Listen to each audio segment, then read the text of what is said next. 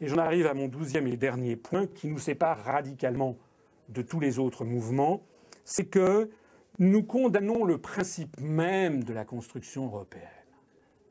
Nous le condamnons pour toute une série de raisons. D'abord parce que ça ne peut pas marcher. J'explique dans une de mes conférences que c'est un système auto-bloquant, que c'est l'application qui a été réfléchie par les Américains d'un stratagème chinois qui s'appelle le stratagème des chaînes. À ce propos, il y a une question que vous devriez poser à tous les partis politiques que vous rencontrez. Ils sont tous là à dire il faut que l'Europe marche mieux, il faut que ci, il faut que ça, il faut l'améliorer, je veux une autre Europe. Mais il faudrait leur dire mais pourquoi ça ne marche pas depuis maintenant 53 ans? Pourquoi ça ne marche pas? Et la deuxième question, à qui vous reprochez quoi? À qui est-ce que vous reprochez quoi? Parce que vous savez, les adeptes du plan B, au moment de la Constitution européenne, il y a des gens qui vous ont dit il y a un plan B. Mais les adeptes du plan B, ils ont fait croire aux Français qu'en réalité, il y aurait une espèce de petite faune malfaisante, petite élite, qui se serait ingéniée à faire une Europe contraire aux intérêts des peuples, mais qu'une fois on se serait débarrassé de cette petite élite malfaisante, tous les peuples d'Europe tomberaient dans les bras les uns des autres, auraient évidemment les mêmes intérêts. C'est ça le mythe. Le mythe, il est là. Le mythe, il est que ceux qui sont les partisans du plan B, qui n'ont d'ailleurs jamais pu expliciter, oublient tout simplement de vous dire que si l'Europe, elle est comme elle est, c'est parce qu'elle ne peut pas être autrement. Elle est la sédimentation. Depuis 50 ans, même, on pourrait même dire depuis plus longtemps, mais depuis 50 ans, la sédimentation de compromis entre un nombre croissant de peuples qui ont des intérêts divergents dans tous les domaines. Donc ce sont à chaque fois des compromis. Et quand vous faites un compromis avec des gens avec qui vous n'avez pas du tout les mêmes intérêts, ben vous êtes obligé de prendre des choses qui ne sont pas votre intérêt. Et quand ça s'accumule, vous arrivez dans une situation où ça ne correspond plus du tout à vos intérêts. Et il en est de même pour tous les peuples. Ce qui s'est passé au moment de la Constitution européenne, il faut reconnaître une chose, quitte à vous surprendre, c'est que M. Giscard d'Estaing avait fait un extraordinaire travail. Personne ne pensait que ça pourrait réussir. Il a réussi à faire une espèce de chef-d'œuvre d'équilibrisme qui mécontentait tout le monde, mais qui contentait à peu près tout le monde. C'était quelque chose qui était... Et il était impossible d'en changer parce que les peuples sont opposés à ce document pour des raisons elles-mêmes opposées. Les Anglais trouvent que la Constitution européenne ne nous met pas suffisamment sous la tutelle américaine. Les Français voudraient que la Constitution soit plus laïque, ou le traité de Lisbonne. Les Irlandais et les Polonais trouvent qu'il l'est trop. Les Français voudraient qu'on se dégage de l'OTAN. L'ensemble des pays de l'Est, le Portugal, l'Angleterre, voudraient qu'on soit davantage dans l'OTAN.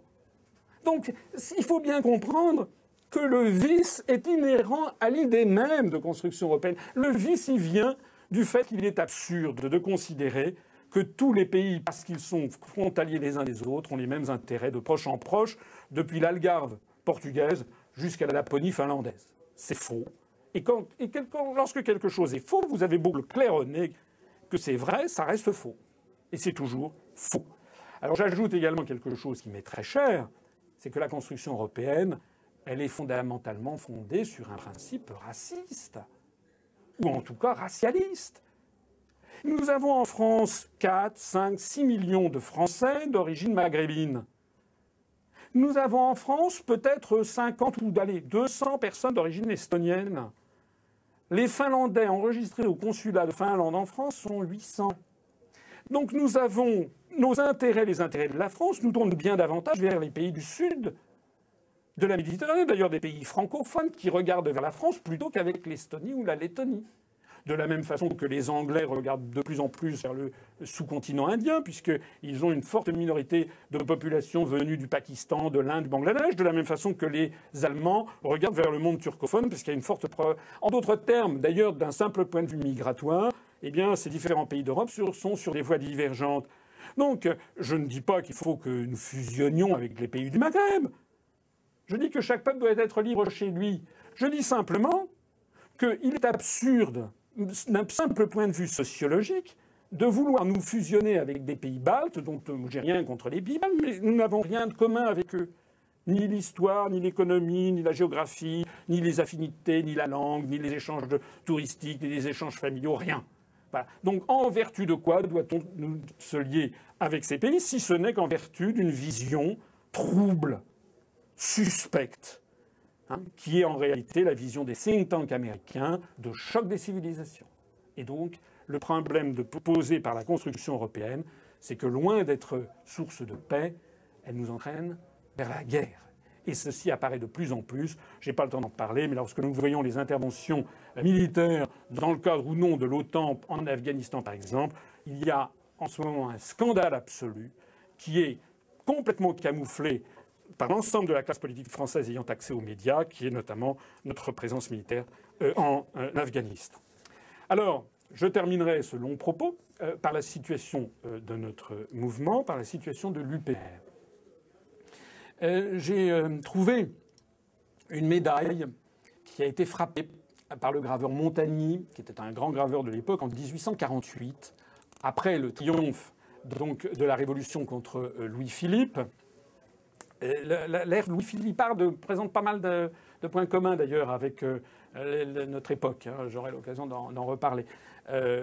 Lorsque Louis-Philippe, vous savez qu'après la Révolution de 1830, où le peuple parisien pensait avoir la République, eh bien Louis-Philippe est monté sur le trône par une espèce de cabale et en fait est arrivé à bras dessus avec le banquier Laffitte qui a dit maintenant le pouvoir est aux banquiers. Bon.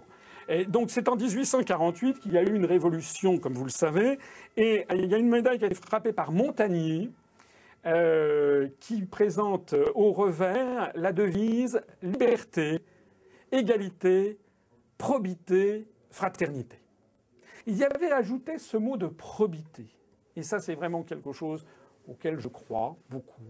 L'UPR essaye d'être un mouvement empreint de probité. Nous disons ce que nous pensons. Nous disons ce que nous faisons. Nous faisons ce que nous disons. Nous ne manipulons pas les gens.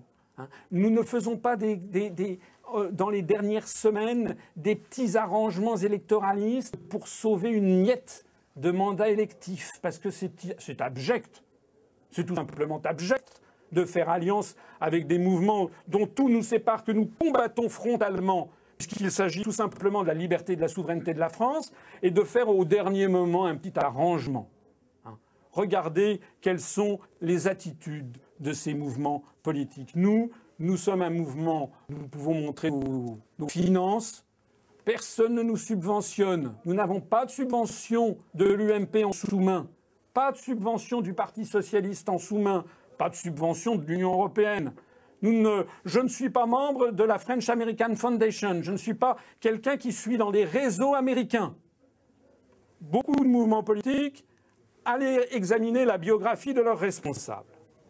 Alors nous, avec nos petits moyens, eh bien, nous sommes en train de percer. Vous en êtes d'ailleurs la preuve. Depuis maintenant plusieurs mois, disons depuis 2 mois, 2-3 mois, nous avons pratiquement tous les jours, ça varie, dans les moins bons des cas, nous avons 2, dans le meilleur des cas, nous avons 8 messages de sympathie, de soutien, des adhésions. Je citais tout à l'heure en préambule quelqu'un que je ne connais pas, un adhérent de région parisienne qui malheureusement n'a pas pu venir aujourd'hui d'ailleurs, parce qu'il travaille, un commerçant qui nous a envoyé un chèque de 200 €, ce qui est beaucoup pour un petit mouvement comme le nôtre. Eh bien, je suis fier de ça.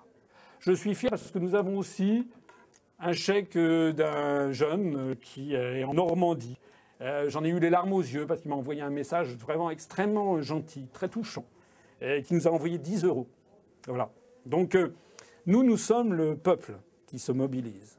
Et vous en êtes d'ailleurs la preuve, puisque j'ai plaisir à souligner à quel point il y a ici des gens venus de tous les horizons politiques.